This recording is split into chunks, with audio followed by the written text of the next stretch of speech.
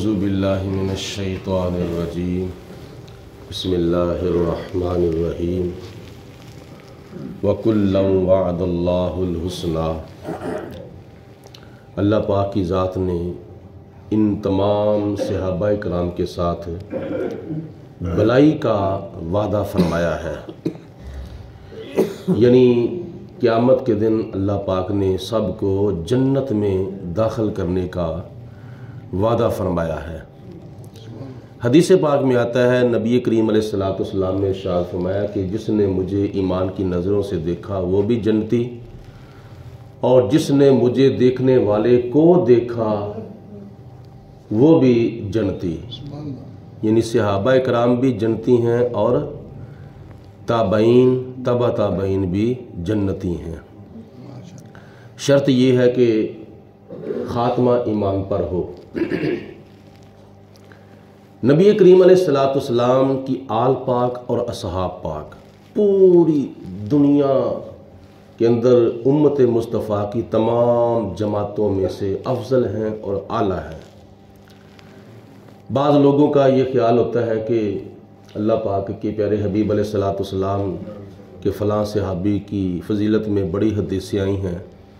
فلاں صحابی کی فضیلت میں کوئی حدیث نہیں آئی۔ نبی کریم علیہ السلام کے صحابہ میں سے ہر صحابی کے لیے یہی بڑا مرتبہ اور بڑا مقام ہے کہ اللہ پاک نے اس کے سر کے اوپر صحابیت کا تاج سجایا ہے۔ یہ صحابی ہونا کوئی تھوڑی سی فضیلت نہیں، بلکہ دنیا کے تمام غوث کتب ابدال مل جائیں تو ایک صحابی کے قدموں کے جوڑوں کی خاک کا مقابلہ بھی نہیں کر سکتے۔ حضرت سیدنا امام حسین رضی اللہ تعالی عنہ نے یزید کے ساتھ جنگ کی، اپنے نانے کے دین کی حدوں کا تحفظ کرتے ہوئے، نانے کی شریعت کی پاسداری کرتے ہوئے، اور ہماری بھی یزیدیوں کے ساتھ قیامت تک جنگ ہے۔ حضرت امام حسین نے یزید کے ساتھ جنگ کی، ہماری بھی ان کے ساتھ جنگ ہے۔ حسینی جو ہیں وہ آج تک اور آج سے لے کر قیامت تک یزید کے اوپر لعنتیں برساتے رہیں گے۔ اور حضرت امام حسن رضی اللہ تعالی عنہ نے حضرت امیر معاویہ رضی اللہ تعالی عنہ کے ساتھ صلح کی تھی، ہماری بھی ان کے ساتھ صلح ہے۔ اس میں تو کوئی شکوک و شبہات والی بات ہی نہیں ہے، کوئی لڑائی جھگڑے والی بات ہی نہیں ہے۔ چھوٹے بھائی نے یزید کے ساتھ جنگ کی تھی، ہماری بھی اس کے ساتھ جنگ ہے، اور بڑے بھائی نے حضرت امام امیر معاویہ رضی اللہ تعالی عنہ کے ساتھ صلح کی تھی، ہماری بھی ان کے ساتھ صلح ہے، کیونکہ حضرت امام حسن بھی ہمارے امام ہیں، امام حسین بھی ہمارے امام ہیں، تو مقتدیوں کا کیا کام ہے پیچھے اس امام کے؟ امام کے اوپر اتنا یقین ہونا چاہیے کہ جب مقتدی امام کے پیچھے نماز پڑھتا ہے تو امام کے پیچھے بس رکوع و سجود بھی کرتا ہے، قوما قیام بھی کرتا ہے، اس کا یقین ہے تو تبھی وہ اس کے پیچھے نماز اس نے پڑھی ہے نا۔ تو کیا حضرت امام حسن رضی اللہ تعالی عنہ نے کوئی غلطی کی تھی حضرت امیر معاویہ کو خلافت دینے والی یا ان کے ساتھ صلح کرنے والی؟ بلکہ نبی پاک علیہ السلام کی دی ہوئی پیش گوئی کے اوپر عمل کیا تھا۔ بخاری شریف کے حدیث پاک میں آتا ہے، نبی کریم علیہ السلام نے حضرت امام حسن کی بھی فضیلت بیان فرمائی، امام حسین کی بھی فضیلت بیان فرمائی۔ دونوں کی فضیلتیں بیان فرماتے ہوئے نبی کریم علیہ السلام نے فرمایا کہ یہ میرا بیٹا حسن ہے اور یہ بڑے مقام والا ہے، بڑے درجے والا ہے اور بڑی ہیبت والا ہے۔ ایک وقت ایسا آئے گا کہ میری امت کے دو گروہوں کے درمیان یہ میرا بیٹا صلح کرائے گا۔ آج بھی تم دیکھ لو، توڑنے والے بہت زیادہ ہوتے ہیں، جوڑنے والے بہت کم ہوتے ہیں۔ کئی وہ لوگ ہوتے ہیں کہ جو دونوں طرف تندور تا کے رکھتے ہیں، ادھر کی ادھر لگائی، ادھر کی ادھر لگائی، دونوں طرف آگ جلائی۔ لیکن وہ بہت لوگ کم ہوتے ہیں کہ جو روٹھے ہوئے دلوں کو ایک دوسرے کے قریب کرتے ہیں وہ بہت لوگ کم ہیں۔ تو نبی پاک علیہ الصلوۃ والسلام نے کیا فرمایا حدیث پاک میں؟ بشروا ولا تنفروا، وہ ایک دوسرے کو خوش کیا کرو، ایک دوسرے کے درمیان نفرتیں پیدا نہ کیا کرو۔ بشروا، خوش کرو ایک دوسرے کو، یعنی قریب کرو، ولا تنفروا، اور ایک دوسرے کے درمیان نفرت پیدا نہ کرو۔ تو نبی پاک علیہ الصلوۃ والسلام نے امام حسن کے بارے میں فرمایا کہ یہ میری امت کے دو گروہوں کے درمیان صلح کرائے گا۔ اور جناب حضرت امام حسن رضی اللہ تعالی عنہ نے پھر ایک وقت ایسا آیا کہ 30 سال جب خلافت کے پورے ہونے لگے، کیونکہ نبی پاک علیہ الصلوۃ والسلام نے فرمایا کہ میرے بعد 30 سال خلافت ہوگی اور اس کے بعد پھر ملوکیت ہوگی، تو 30 سال جو ہیں وہ حضرت امام حسن کے اوپر پورے ہوتے ہیں۔ پہلے چند سال حضرت ابوبکر صدیق نے خلافت کی، پھر حضرت عمر فاروق نے خلافت کی،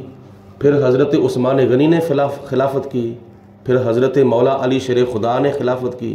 اور آخری جو 6 مہینے تھے 30 سال کے، جو آخری 6 مہینے تھے وہ حضرت امام حسن رضی اللہ تعالی عنہ کو حضرت علی المرتضیٰ رضی اللہ تعالی عنہ مقرر کر کے گئے تھے۔ تو جب یہ 30 سال جناب امام حسن کے اوپر پورے ہوئے تو پھر یہ معاملات بن گئے، جس کا نتیجہ یہ نکلا کہ جناب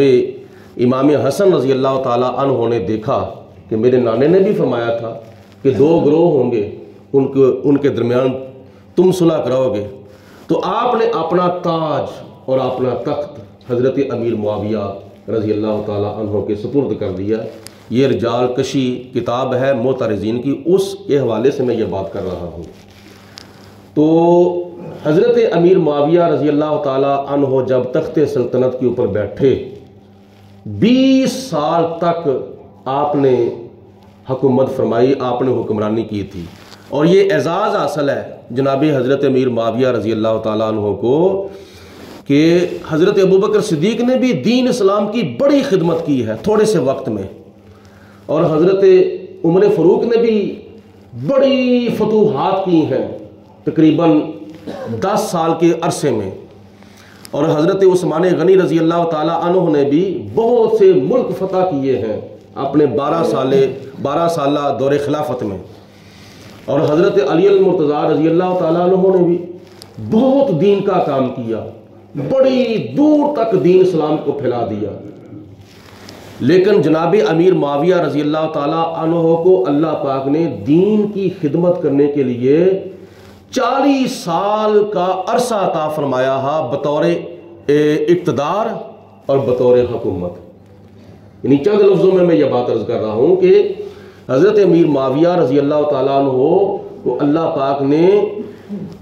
بطور حکومت اور بطور اقتدار دین کی خدمت کرنے کے لیے 40 سال کا عرصہ عطا فرمایا تھا۔ 40 سال کا عرصہ، 20 سال تو آپ نے حضرت عمر فاروق رضی اللہ تعالیٰ عنہ اور حضرت عثمان غنی رضی اللہ تعالیٰ عنہ کے دور خلافت میں شام کی گورنری کی تھی، اور پھر 20 سال اس وقت آپ نے حکومت فرمائی جب حضرت امیر معاویہ رضی اللہ تعالیٰ عنہ کو حضرت امام حسن نے تخت کے اوپر بٹھا دیا تھا، اور پھر جناب حضرت امام حسن رضی اللہ تعالیٰ عنہ نے بھی حضرت امیر معاویہ کو حاکم تسلیم کیا، حضرت امام حسین نے بھی حضرت امیر معاویہ کو حاکم تسلیم کیا، اور پھر جناب امیر معاویہ رضی اللہ تعالیٰ عنہ ماہانہ وظیفہ حضرت امام حسن کو بھی بھیجتے تھے اور حضرت امام حسین کو بھی بھیجتے تھے، اور اس کے علاوہ اور بھی کافی تحائف بھیج دیتے تھے۔ یہاں تک روایات میں آتا ہے کہ جب کبھی کبھی صلح ہونے کے بعد کبھی جب حضرت امام حسن جناب امیر معاویہ رضی اللہ تعالی عنہ کے پاس جاتے تھے تو آپ اپنے تخت سے نیچے اتر کر نیچے بیٹھ جاتے تھے اور حضرت امام حسن رضی اللہ تعالی عنہ کو اپنے تخت کے اوپر بٹھا دیتے تھے۔ یہ ان کے درمیان محبت تھی، یہ ان کے درمیان پیار تھا، یہ ان کے درمیان آپس میں ایک دوسرے کی الفت و عقیدت اللہ تعالیٰ کی ذات نے پیدا فرما دی تھی۔ جب صلح ہو جائے سارے معاملات ختم ہو جاتے ہیں، پھر تو کوئی اس طرح کا معاملہ نہیں رہ جاتا۔ انہوں نے تو 1400 سال پہلے صلح کر لی تھی، یہ بھی یاد رکھیں بات، انہوں نے تو 1400 سال پہلے امام حسن نے، امام حسین نے حضرت امیر معاویہ سے 1400 سال پہلے صلح کر لی تھی، اور کئی لوگوں نے آج تک بھی ان کے ساتھ صلح نہیں کی ہے۔ یہ کیسی محبت ہے، یہ کیسا پیار ہے۔ تو آج ماہ رجب المرجب کی 21 تاریخ ہے، اور کل حضرت امیر معاویہ رضی اللہ تعالیٰ عنہ کا 22 رجب کو یوم وفات ہے۔ تو یہ چند نشستوں کے اندر میں نے آپ کو قرآن و حدیث کی روشنی میں اور معترضین کی کتب کی روشنی میں جناب امیر معاویہ رضی اللہ تعالیٰ عنہ کے چند فضائل اور ان کی خوبیاں جو ہیں وہ بیان کی ہیں، اور کل چند لفظوں میں ان کے مقامات جو اللہ پاک نے عطا فرمائے تھے وہ میں عرض کروں گا، اور اللہ پاک کی ذات بابرکات ہم سب کو نبی پاک علیہ الصلوۃ والسلام کی ساری نسبتوں کا زیادہ سے زیادہ ادب و احترام کرنے کی توفیق عطا فرمائے۔ وآخر دعوانا ان الحمد للہ رب العالمین، الصلاۃ والسلام علیکم یا سیدی یا رسول اللہ وعلی آلک و صحابک یا سیدی یا حبیب، الصلاۃ والسلام علیک یا رحمۃ للعالمین وعلی آلک و صحابک یا خاتم النبیین۔ اللہم صلی علی سیدنا و مولانا محمد معدن الجود والکرم وآلہ وبارک وسلم۔ ربنا آتنا فی الدنیا حسنۃ وفی الآخرۃ حسنۃ وقنا عذاب النار۔